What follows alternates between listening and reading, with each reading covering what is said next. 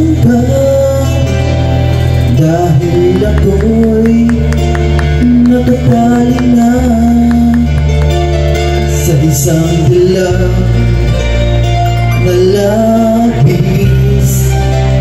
Minahal ko ng tapat at hindi magbabago kailan pa man.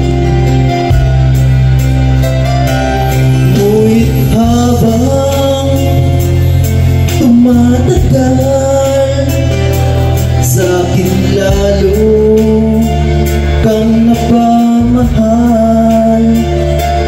Ang puso ko'y nalilito dahil sa naramdaman. Ano ang aking